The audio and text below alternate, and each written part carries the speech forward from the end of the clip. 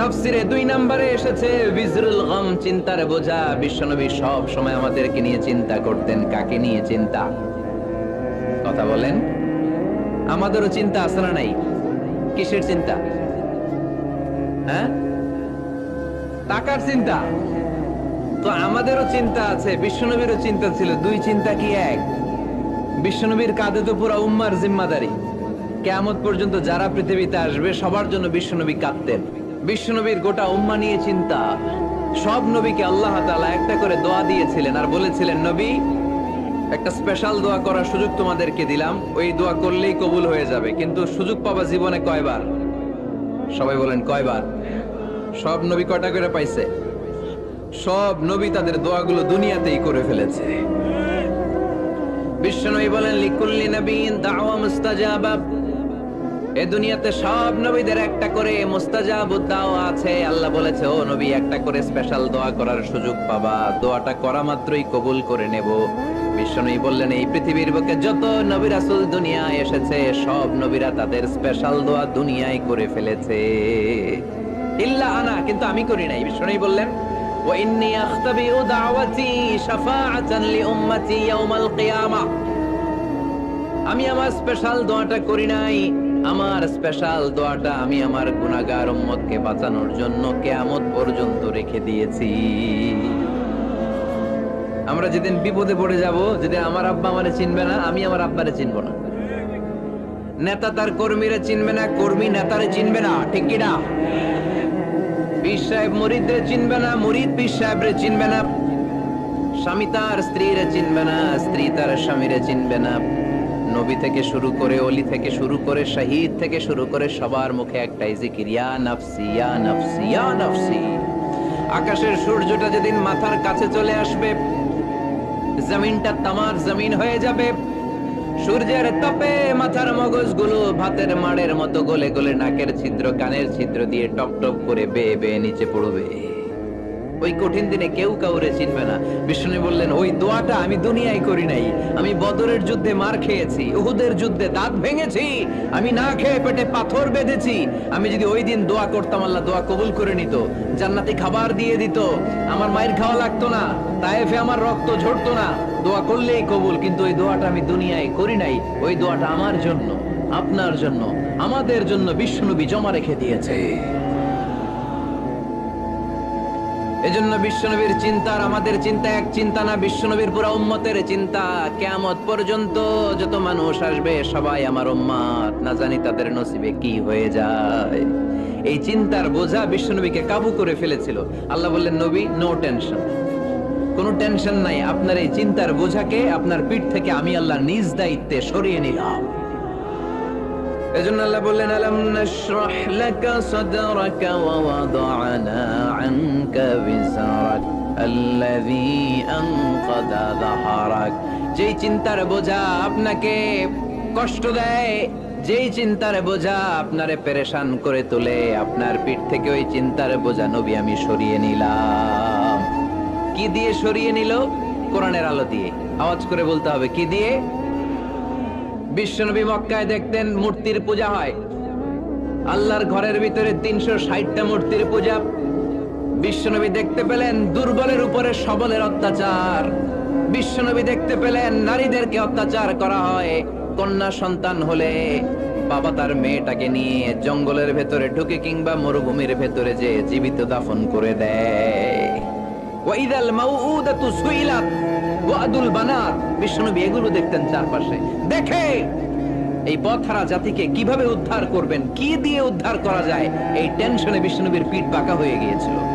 উপমা, বাঁকা হয়ে গিয়েছিল। বিশ্বনবী সব সময় পেরেশান থাকতেন।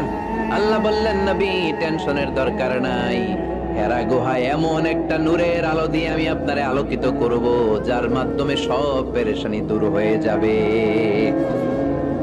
ألم نشرح لك صدرك ووضعنا عنك وزرك الذي أنقض ظهرك। আপনাকে পেরেশান বানিয়ে দেয় এরকম সব চিন্তার বোঝা আমি আল্লাহ সরিয়ে নিলাম। সুবহানাল্লাহ। দুইটা নেয়ামত শুনলাম, এবার 3 নম্বরের নেয়ামত আল্লাহ বললেন ওয়া রাফা'না লাকা যিকরাক। এই আয়াতটা মুখস্থ করতে হবে আজকে, আমার সাথে সাথে পড়েন ওয়া রাফা'না লাকা যিকরাক। সবাই বলেন নাই, পড়েন ওয়া রাফা'না লাকা যিকরাক ওয়া রাফা'না লাকা যিকরাক। নবী হে, আপনার সম্মানকে আমি আকাশচুম্বী করেছি। I have dignified your status high and high, the highest peak. আপনার মর্যাদা উঠাতে উঠাতে আকাশ বাতাস ছাপিয়ে সাতাকাশ কাঁপিয়ে আরশের উপরে নিয়ে গিয়েছি। আপনার মর্যাদা আমার পরপরই, স্রষ্টার পরে পুরো সৃষ্টিকুলের উপরে বিশ্বনবীর মর্যাদা আছে না নাই? এজন্য আল্লাহ বললেন ওয়া রাফা'না লাকা যিকরাক। ও নবী, আপনার মর্যাদা সম্মান আমি আকাশচুম্বী করেছি।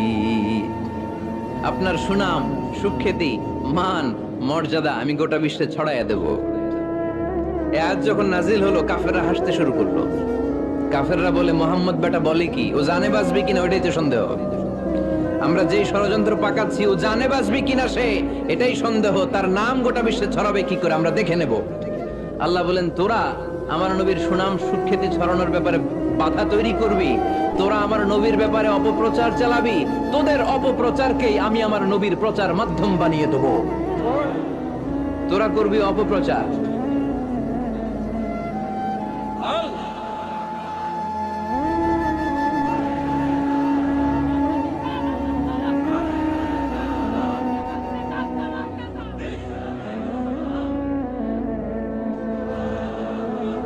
তোদের অপপ্রচারকে আমি আমার নবীর জন্য প্রচার মাধ্যম বানিয়ে দেব। এরকম অনেক সময় হয় না যে কেউ কেউ অপপ্রচার করে কারো বিরুদ্ধে, এটা তার জন্য প্রচার হয়ে যায়। কেউ অপপ্রচার চালায়, আল্লাহর মেহেরবানিতে ওইটা তার পাবলিসিটি হয়ে যায়। তার আলাদা করে প্রচার বিভাগের টিম তৈরি করা লাগে না, তার বিরোধীরাই তার প্রচার বিভাগের কাজে নেমে পড়ে। বিষ্ণু বললেন তোরা, আল্লাহ বললেন তোরা আমার নবীর সুনাম সুখ্যাতিকে থামাবি, তোদের মাধ্যমে আমি বিশ্ব নবীর সুনাম সুখ্যাতি গোটা বিশ্বে বুলন্দ করে দেব। আবু জাহেল ঘোষণা দিল, খবরদার, হজের মৌসুম, হাজী সাহেবরা গোটা বিশ্ব থেকে আসবে। আমার দলের কর্মীরা, তোরা যেটা করবি সেটা হচ্ছে হাজীদের কাছে যে বলবি মক্কায় নতুন এক পাগল আসছে, নতুন এক জাদুকর আসছে, নাম মুহাম্মদ। নাউজুবিল্লাহ পড়বেন না? খবরদার হাজী সাহেবেরা, এই পাগলের কাছে যেও না। সব হাজিরা গোটা বিশ্ব থেকে এসে মক্কার মিনা প্রান্তরে তাঁবুর ভিতরে ঢুকেছে। আর আবু জাহেলের টিম মেম্বাররা সব তাঁবুর ভিতরে উকি মাইরা কয়, খবরদার, নতুন পাগল আইছে। সবাই কয়, নাম কি? কয়, মুহাম্মদ। নতুন পাগল এসেছে, নাম মুহাম্মদ। নতুন জাদুকর এসেছে, তার নাম মুহাম্মদ। খবরদার, তার কাছে যেও না, তার কথা শোনো না, শুনলে তোমরাও পাগল হয়ে যাবা, তোমরাও পাগল হয়ে যাবা। সে এত বড় জাদুকর, মুহাম্মদ সাল্লাল্লাহু আলাইহি ওয়াসাল্লাম এত বড় জাদুকর। তার জাদু দেখলে, তার কথা শুনলে হাজবেন্ড ওয়াইফের মধ্যে সম্পর্ক বিচ্ছিন্ন হয়ে যায়। সে এত বড় জাদুকর, তার কথা শুনলে বাবা আর ছেলের সম্পর্ক ছিন্ন হয়ে যায়। সে এত বড় জাদুকর, তার কথা শুনলে বন্ধু বন্ধু আলাদা হয়ে যায়। খবরদার হাজী সাহেবরা, তোমরা হজ করতে এসেছো, করো, জমজমের পানি খাও আর খেজুর নিয়ে যাবা বাড়িতে, কিন্তু মুহাম্মদ সাল্লাল্লাহু আলাইহি ওয়াসাল্লামের কাছে যাওয়া যাবে না। আচ্ছা, আপনারা বুঝে শুনে উত্তর দেন। এই যে লক্ষ লক্ষ হাজী মিনার তাঁবুতে বসা, আর আবু জাহেলের লোকটা যে বললো নতুন জাদুকরের নাম মুহাম্মদ, তার কাছে যেও না, এই লক্ষ লক্ষ হাজীরা এর আগে জীবনেও মুহাম্মদ সাল্লাল্লাহু আলাইহি ওয়াসাল্লামের নাম শুনছে?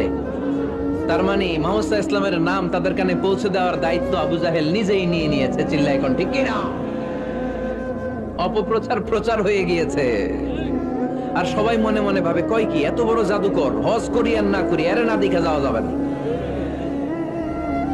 হজ তাড়াতাড়ি কোন রকম সাইরা এই জাদুকরের কাছে আগে যাব, দেখি কেমন জাদু দেখায়, দেখি কত বড় ম্যাজিশিয়ান, দেখি তো কত বড় পাগলের। কারণ আল ইনসানু হারিসুন আলা মা মুনিআ, মানুষকে যেটা নিষেধ করা হয় বেশি, মানুষ এটা করতে চায়। যদি বলি ওদিকে যাবি না, ওর বাপের কিরা ওদিকে যাবে, ও ঠিক কিনা? এটা আমাদের স্বভাব, আমাদের খাসলা, আমাদের বৈশিষ্ট্য। যেটা আমাদেরকে নিষেধ করা হয় বেশি, ওটা করতে মন চায়। সব হাজিরা মনে মনে ভাবলো আমরা যাব যাব, তোরা যতই বলিস না কেন যাব যাব, হজের পরে অবশ্যই যাব। দেখা গেল হজের পরে বিশ্বনবী মুহাম্মদুর রাসূলুল্লাহ সাল্লাল্লাহু আলাইহি ওয়াসাল্লামের বাড়ির সামনে বিশাল বড় গ্যাদারিং শুরু হয়েছে। সবাই লাইন ধরে দেখা করতে গেছে। দেখা করতে যে বিশ্বনবীর চেহারা দেখে প্রথম নজরই সব পাগল। চাঁদের চেয়ে সুন্দর তুমি নবী আমার কমলিওয়ালা, চাঁদের চেয়ে সুন্দর তুমি নবী আমার কমলিওয়ালা, দু জাহানের বাদশাহ তুমি প্যারা নবী সাল্লে আলা, দু জাহানের বাদশাহ তুমি প্যারা নবী সাল্লে আলা, চাঁদের চেয়ে সুন্দর তুমি নবী আমার কমলিওয়ালা। সুবহানাল্লাহ পড়েন। এত সুন্দর চেহারা, বিষ্ণু ঈসা ইসলামের চেহারার মতো এরকম চেহারার মানুষ পৃথিবীতে আছে? দ্বিতীয়টা, অনেকে বলে সাইয়েদনা ইউসুফ আলাইহিস সালামের চেহারা নাকি বেশি সুন্দর। সুন্দর ঠিক, কিন্তু আমার নবীর চাইতে বেশি নয়। বিষ্ণু বলতেন আনা মালিহুন ওয়া আখি ইউসুফু সাবিহুন, আমার ভাই ইউসুফ হচ্ছে সাবিহ, সাবিহ মানে সাদা সুন্দর ধবধবে, আর আমি হচ্ছে মালিহ, মালিহ মানে এসেছে মিলহন থেকে, মিলহন মানে লবণ, মানে লাবণ্যময় সুন্দর। আমার ভাই ইউসুফ নবী সাদা সুন্দর, আমি লাবণ্যময় সুন্দর, কোনটার দাম বেশি? লাবণ্যময় সুন্দরের দাম বেশি।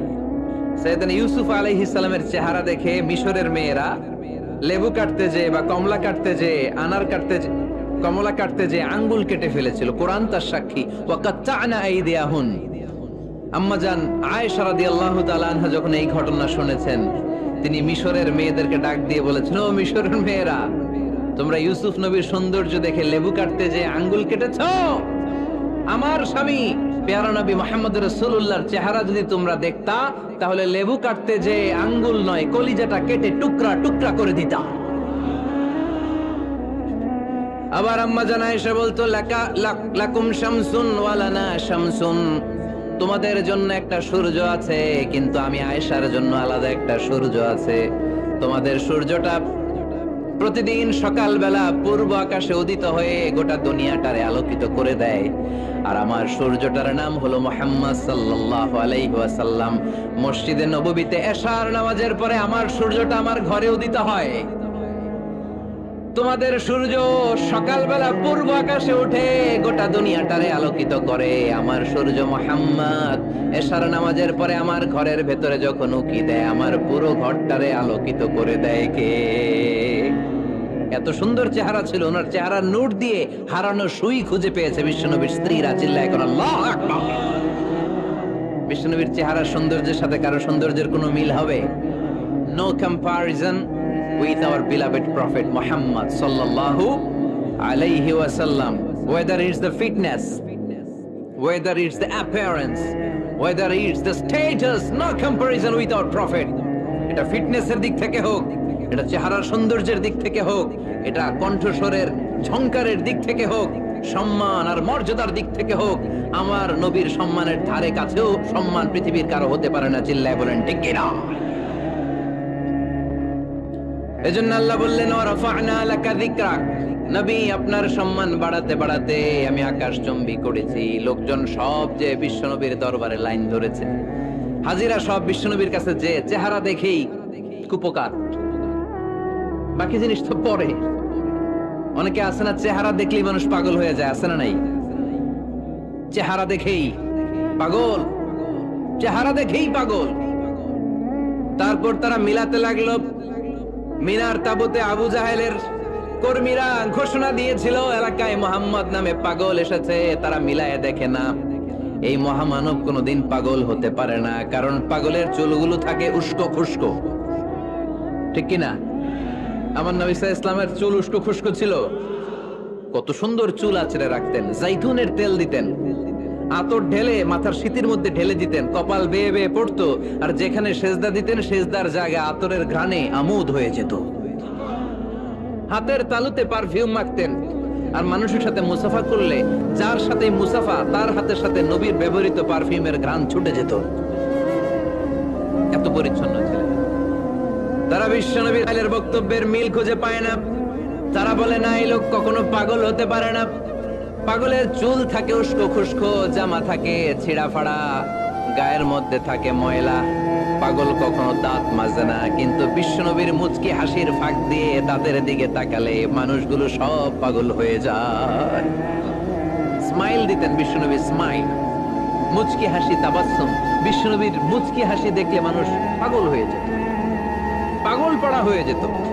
তারা বলে না না, এ মহামানব তো কখনো পাগল হতে পারে না। আবার মিলাতে লাগলো আবু জাহেলের কর্মীরা বলেছিল এটা নাকি বড় জাদুকর, কিন্তু তারা বলে না না, এই অসাধারণ লোকটা জাদুকর হতে পারে না, সে তো কোনো মন্ত্র পড়ে না। জাদু করার জন্য মন্ত্র পড়ার দরকার আছে না নাই? বিষ্ণুনবী কি মন্ত্র পড়তো? বিষ্ণুনবী কি পড়ে শোনাতো? চিল্লায় বলেন, কি পড়ে শোনাতো? কোরআন শোনাতো। এত সুন্দর কণ্ঠ ছিল বিশ্বনবীর, পাগল হয়ে যেত মানুষ শুনতে শুনতে, পাগল পাড়া হয়ে যেত, বিমুগ্ধ হয়ে যেত। তারা সবাই বলতে আরম্ভ করলো, আবু জাহেল তুমি মিথ্যাবাদী, তবে তোমাকে ধন্যবাদ এরকম একটা মানুষের সাথে পরিচয় করিয়ে দেওয়ার জন্য। সুবহানাল্লাহ কইলেন না? আমরা মেনে নিতে পারলাম না সে পাগল নয়, জাদুকর নয়, সে হলো এই জামানার পয়গাম্বার। আমরা পড়ে নিলাম লা ইলাহা ইল্লাল্লাহু মুহাম্মাদুর রাসূলুল্লাহ সাল্লাল্লাহু আলাইহি ওয়াসাল্লাম। রাফা'না লাকা যিকরাক, নবী হে, এইভাবে আমি আপনার সম্মানকে বাড়িয়েছি। হাইসুমা যুকিরতু যুকিরতা মাই, নবী যেখানে আমার নাম নেওয়া হবে আমার পর পর আপনার নামও নেওয়া হবে। পড়েন সুবহানাল্লাহ। যেখানে আমার আল্লাহর নাম, তারপরে আমার নবীর নাম আছে না নাই? কালিমার ভেতরে লা ইলাহা ইল্লাল্লাহ আমার আল্লাহর নাম শোভা পায়, তারপরে মুহাম্মাদুর রাসূলুল্লাহ দ্বিতীয় বাক্যে আমার নবীর সুন্দর নামটা আছে না নাই? কালেমার মধ্যে প্রথমে আল্লাহর নাম, তারপরে নবীর নাম। হাইসুমা যুকিরতু যুকিরতা মাই, নবী কিভাবে আপনার মর্যাদা আমি বাড়াবো জানেন? যেখানে আমি ওইখানেই আপনি, যেখানে আমার নাম নেওয়া হবে তারপরেই সৃষ্টিকুলের মধ্য থেকে শুধু আপনার নাম নেওয়া হবে। সুবহানাল্লাহ পড়েন। আপনার উম্মতেরা গোটা বিশ্বে সালাত আদায়ের জন্য আজান দিবে, আজানের প্রথম 4 বাক্যে আমি আল্লাহর বড়ত্ব, আল্লাহু আকবার। তারপরের 2 বাক্যে আমি ছাড়া কোনো ইলাহা নাই, এটার সাক্ষ্য দেয়া হবে। তারপরের 2 বাক্যে সবাই সাক্ষ্য দিতে বাধ্য, আপনি ছাড়া দুনিয়ায় আর কোনো শেষ রাসূল নাই। তার মানে আজানের মধ্যেও আমার আল্লাহর নামের পরে আমার নবীর নাম আছে না নাই? এরপর আমরা একামত দিয়ে জামাত শুরু করি। এই জামাতের আগে যে একামতটা দেই, এই একামতেও আল্লাহর নামের পরে আমার নবীর নামটা আছে না নাই? আল্লাহু আকবার, আল্লাহু আকবার, আশহাদু আন লা ইলাহা ইল্লাল্লাহ, আশহাদু আন্না মুহাম্মাদার রাসূলুল্লাহ সাল্লাল্লাহু। তার মানে আজানে আমার নামের পরে আপনার নাম, একামতে আমার নামের পরে আপনার নাম। নামাজের শেষে যখন আমরা শেষ বৈঠকে বসি, সেখানে বিশ্বনবীর উপর দুরূদ আছে না নাই? তার মানে সব জায়গায় বিশ্বনবীর নাম নেয়াকে আবশ্যক করে দিয়েছে কে? নবী হে। এই গোটা বিশ্বের ভেতরে সূর্য উঠবে, সূর্য ডুববে, শীত যে গ্রীষ্ম আসবে, দিন যে রাত আসবে, এক মুহূর্তের জন্য আপনার নামের আলোচনা থামবে না। চিল্লায় বলো ঠিক কিনা? রাফা'না লাকা যিকরাক, I have dignified your status very high, very high। অনেক উপরে নিয়েছি, আকাশ বাতাস ছাপিয়ে, সাত আকাশ কাঁপিয়ে আরশ পর্যন্ত আমি আপনার মর্যাদাকে বুলন্দ করেছি। এই পৃথিবীতে যত আসমানি কিতাব এসেছিল সবগুলো আসমানি কিতাবে বিশ্বনবীর নাম উল্লেখ করেছে কে? তার মানে তাওরাতের ভেতরে বিশ্বনবীর নাম আছে না নাই? ইনজিলে, জাবুর, সুহুফে ইব্রাহিম, সুহুফে মূসা, আল্লাযী ইয়াজিদুনাহু মাকতুবান ইনদাহুম ফিত তাওরাতি ওয়াল ইনজিল। ইহুদিরা খ্রিস্টানরা বিশ্বনবীর মানতে চাইতো না। তারা বলতো, মুহাম্মদ তোমার নাম তো আমাদের কিতাবে নাই। বিশ্বনবী বললেন পড়ো। তারা পড়তে পড়তে বিশ্বনবীর জায়গাটা লুকিয়ে রাখতো। যেখানে বিশ্বনবীর নাম ওরা এইভাবে ধরে রাখতো। বিশ্বনবী সাল্লাল্লাহু আলাইহি ওয়াসাল্লাম এক সাহাবাকে বললেন, আমি তো ওদের ভাষা বুঝি না, তুমি ওদের ভাষা বুঝে দেখো কোন জায়গায় চোরামিটা করে। প্রতিটা কিতাবের প্রতিটা পাতায় পাতায় বিশ্বনবীর নাম আছে না নাই? সাইয়েদনা আদম আলাইহিস সালাম থেকে শুরু করে ঈসা আলাইহিস সালাম পর্যন্ত যত নবী এসেছে সব নবী সুসংবাদ দিয়েছে যে একজন নবী আসবে, যেই নবী আসার মধ্য দিয়ে এই আম্বিয়া আলাইহিমুস সালাম পৃথিবীতে আসার যে ধারাবাহিকতা, এই সিলসিলা, এই চেইনকে আল্লাহ তাআলা কাট অফ করে দিবে। সাইয়েদনা আদম তার বংশধরদেরকে বলেছে, নূহ আলাইহিস সালাম তার প্রজন্মকে বলেছে, ইব্রাহিম আলাইহিস সালাম তার জেনারেশনকে বলেছে, মূসা আলাইহিস সালাম বনি ইসরাইলকে শুনিয়েছে। সর্বশেষ সাইয়েদনা ঈসা আলাইহিস সালাম এসে বলেছে, ইয়াতি মিন বাদি ইসমুহু আহমদ, আমার পরে এমন এক নবী আসবে তার নাম, চিল্লায় বলেন, আহমদ বড় বিশ্বস্ত। সে কোন বন্ধু বলো বেশি বিশ্বস্ত, সে কোন বন্ধু বলো বেশি বিশ্বস্ত, কার কাছে মন খুলে দেয়া যায়, কার কাছে প্রাণ খুলে বলা যায়, হওয়া যায় অতি আশ্বস্ত, তার নাম আহমদ বড় বিশ্বস্ত। সুবহানাল্লাহ পড়েন। ইয়াতি মিন বাদি ইসমুহু আহমদ, আমার পরে এমন এক নবী আসবে তার নাম হবে আহমদ। এই নবীর পরে আর কোন নবী আছে? চিল্লায় বলেন, লা নবিয়্যা বাদি ওয়ালা রাসূলা, আমার পরে কোনো নবীও নাই, আমার পরে কোনো রাসূলও নাই। তবে আমার পরে যদি নবী হওয়ার যোগ্যতা কারো থাকে, আমার ওমরে ফারুক নবী হওয়ার যোগ্যতা রাখে। কোন নবী নাই, খাতামুন নবিয়্যিন, আমার পরে কোনো নবী নাই। তার মানে বিশ্ব নবীর জীবনে ৩ নম্বর নিয়ামত হলো রাফা'না লাকা যিকরাক, মর্যাদা আমি বাড়াতে বাড়াতে বাড়াতে বাড়াতে নবী অনেক উপরে নিয়েছি। আবার আল্লাহ আমাদেরকে ডেকে বললেন, ও ইমানদার বান্দারা শোনো, আমি স্বয়ং আল্লাহ তাআলা আমার ফেরেশতা বাহিনী নিয়ে এই নবীর উপরে স্বয়ং আমি দরুদ পড়ি। ইন্নাল্লাহা ওয়া মালাইকাতাহু ইউসাল্লুনা আলান নবী ইয়া আইয়ুহাল্লাযীনা আমানু সাল্লু আলাইহি ওয়া সাল্লিমু তাসলিমা। পড়েন, আল্লাহুম্মা সাল্লি আলা মুহাম্মদ ওয়া আলা আলি মুহাম্মদ কামা সাল্লাইতা আলা ইব্রাহিম ওয়া আলা আলি ইব্রাহিম ইন্নাকা হামিদুম মাজিদ। আল্লাহুম্মা বারিক আলা মুহাম্মদ ওয়া আলা আলি মুহাম্মদ كما باركت على إبراهيم وعلى آل إبراهيم إنك حميد مجيد। চিৎকার করে পড়েন সুবহানাল্লাহ। এমন নবী যে নবীর উপর আল্লাহ নিজেই দরুদ পড়ে, ফেরেশতারা পড়ে, এজন্য আমাদেরও পড়ার দরকার আছে না নাই? আবার আল্লাহ বললেন, নবী আপনি এমন নবী যেই নবীকে আমি হাউজে কাউসার দিয়েছি, লক্ষ লক্ষ নবীদের কাউরে কিয়ামতের দিন আমি হাউজে কাউসারের মালিক বানাবো না, শুধুমাত্র কেবলমাত্র একমাত্র আপনি ছাড়া। ইন্না আ'তাইনাকাল কাউসার ফাসাল্লি লিরাব্বিকা ওয়ানহার ইন্না শানিআকা হুয়াল আবতার। সুবহানাল্লাহ পড়েন। এই হাউজে কাউসারের পানি খেতে চান, পান করতে চান? বিশ্বনবী না দিলে খাইতে পারবো আমরা? হাউজে কাউসার পান করতে চান কারা? হাত তুলে দেখান।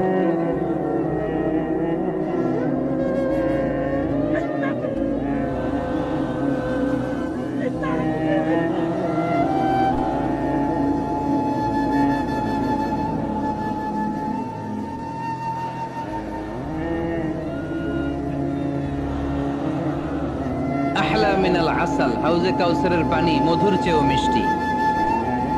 আবরাদু মিনাস সালজ, বরফের চাইতেও ঠান্ডা। আবিয়াদু মিনাল লাবান, দুধের চাইতেও সাদা। মান শারিবা মিনহা শারবাতান লাম ইয়াজমা আবাদা, এক ঢোক হাউজে কাউসারের পানি যে খাবে চিরকালের জন্য তার গলার তৃষ্ণা মিটে যাবে। ওই হাউজে কাউসার বিশ্বনবীকে দিয়ে বিশ্বনবীর মর্যাদা বাড়িয়েছে কে? আবার আল্লাহ বললেন, নবী পৃথিবীর অনেক নবীকে আমি নৈতিক বিজয় দান করেছি, কিন্তু সবাইকে আমি রাজনৈতিক বিজয় দান করি নাই। আপনাকে আমি এমন নবী করে দুনিয়ার বুকে পাঠিয়েছি, আপনাকে আমি নৈতিক বিজয় দান করেছি, পাশাপাশি রাজনৈতিক বিজয় দান করেছি। সুবহানাল্লাহ পড়েন। বিশ্বনবী একাধারে যেমনি মসজিদে নববীর ইমাম ছিলেন, পাশাপাশি মদিনার রাষ্ট্রের প্রেসিডেন্ট ছিলেন, ঠিক কিনা? তার মানে ইমাম বা নেতা এমন হওয়া দরকার যে নামাজও পড়াতে পারে, আবার সমাজও শাসন করতে পারে, ঠিক কিনা? এমন নেতার দরকার আছে না নাই? এজন্য বিশ্বনবী বললেন, রব্বি আদখিলনি মুদখালা সিদকিন ওয়া আখরিজনি মুখরাজা সিদকিন ওয়াজআলনি মিন লাদুনকা সুলতানান নাসীরা। ও আল্লাহ, আপনি আমারে সত্যতার সাথে মক্কায় রাখেন, বের করলেও সত্যতার সাথে বের করেন, আর আপনি আমাকে বিজয়ী শক্তি দান করেন। বিজয়ী শক্তি, রাজনৈতিক শক্তি বিশ্বনবী আল্লাহ তাআলার কাছ থেকে দোয়া করে চেয়ে নিয়েছেন। চিল্লায় বলেন ঠিক কিনা? রাজনৈতিক শক্তির দরকার আছে না নাই? দরকার আছে। তা আস্তে করে বললেন কেন? রাজনৈতিক শক্তি থাকার দরকার আছে না নাই? দেখেন, বাংলাদেশ সৃষ্টি হয়েছে কত সালে বলেন? কত সাল? বাংলাদেশের বার্থডে কবে? 1971-এ। এই 71 সালের পর থেকে আমাদের বাংলাদেশে সুদ আছে না নাই? কিন্তু সুদের বিরুদ্ধে ওয়াজ আছে না নাই? আলেম ওলামারা আজীবন সুদের বিরুদ্ধে ওয়াজ করছে। আমরা ওয়াজ আগে করতাম, এখন করতেছি, সামনেও করব, মাগার সুদ মরবে না। এর কারণ যেটা আইন করে প্রণয়ন করা হয় ওইটা ওয়াজ করে মারা যায় না, ওইটারে আইন করে নষ্ট করতে হয়। চিল্লায় বলেন ঠিক কিনা?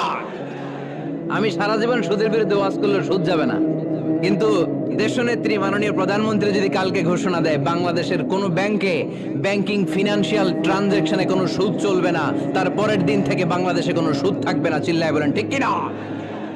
এজন্য সাইয়েদনা ওমর ফারুক বলতেন, ইন্নাল্লাহা লা ইয়াযাউ বিল কুরআন মা ইয়াযাউ বিস সুলতান। আল্লাহ মাঝে মাঝে ক্ষমতার মাধ্যমে এমন কিছু করে যেটা আল্লাহ কোরআনের মাধ্যমেও করে না। চিল্লায় বলেন ঠিক কিনা? কালকে যদি ঘোষণা হয়ে যায় 5 ওয়াক্ত নামাজ যদি না পড়া হয় 5 বেত। কয় বেত? চেয়ারম্যান না পড়লে চেয়ারম্যানের পিছনে 5 বেত, এমপি না পড়লে এমপির পিছনে 5 বেত। কথা বলেন। মাননীয় প্রধানমন্ত্রী যদি এটা ঘোষণা দিয়ে দেয় যে কালকে থেকে নামাজ না পড়লে 5 বেত, এটা সবার জন্য এই আইন। একটা বেনামাজি খুঁজে পাওয়া যাবে? সব কই দৌড়াবে? মসজিদে ওযু থাকলেও দৌড়, না থাকলেও দৌড়। কারণ মায়ের উপরে কোনো ওষুধ আছে? কথা বলেন। কারণ মায়েরে ভিটামিন আছে, মায়েরে কি আছে? এজন্য ইন্নাল্লাহা লা ইয়াযাউ বিল কুরআন মা ইয়াযাউ বিস সুলতান। মাঝে মাঝে আল্লাহ ক্ষমতা দিয়ে এমন কিছু করে যেটা মাঝে মাঝে আল্লাহ কোরআন দিয়েও করে না। এজন্য অনেক নবীকে নৈতিক বিজয় দান করলো। বিশ্ব নবীকে শুধু নৈতিক বিজয় নয়, পাশাপাশি রাজনৈতিক বিজয়ও দান করেছে কে? তিনটা নিয়ামতের ঘোষণা দিয়ে আল্লাহ বললেন, আলাম নাশরাহ লাকা সাদরাকা ওয়া ওয়াদা'না আনকা বিজারাক আল্লাযী আনকাদা যাহরাক ওয়া রাফা'না লাকা যিকরাক। পড়েন সুবহানাল্লাহ। নবী হে, আপনার মর্যাদা আমি অনেক বাড়িয়েছি। আপনার কথা শুধু মুসলমানেরাই বলে না, হিন্দুরাও বলে। আছে না নাই?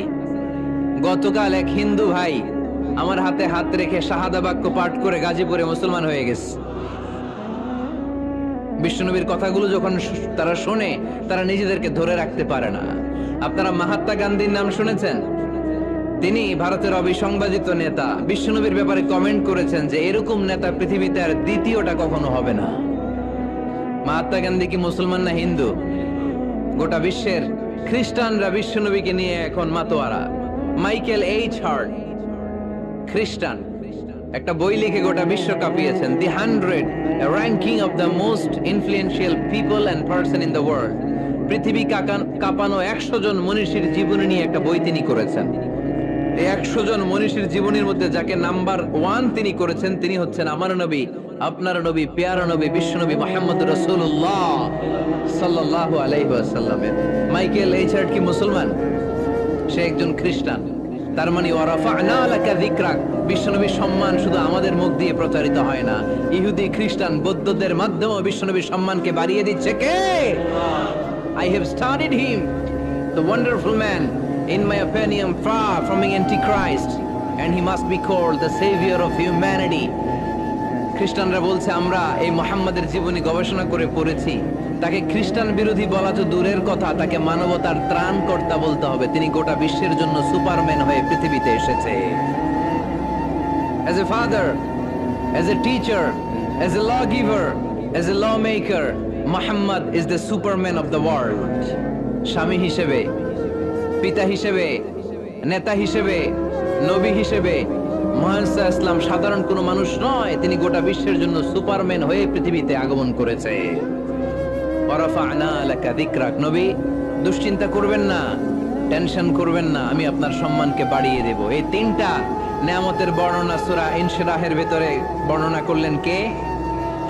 এরপরে রাব্বুল আলামিন বিশ্বনবীকে নেয়ামতের বর্ণনার ঘটনা শুনিয়ে বিশ্বনবীকে সান্ত্বনা বাণী শোনাচ্ছেন আর পড়ছেন, ফা ইন্না মাআল উসরি ইউসরান, ইন্না মাআল উসরি ইউসরা।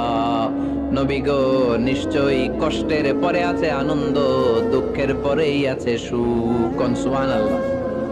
কষ্টের পরে আনন্দ, দুঃখের পরে, the struggle isn't permanent in our life. দুঃখ কষ্ট এটা আমাদের জীবনে পার্মানেন্ট না, এটা সাময়িক। আচ্ছা, আওয়াজ করে উত্তর দেন তো, এক বছরে কয়দিন আপনাদের ফরিদপুরে?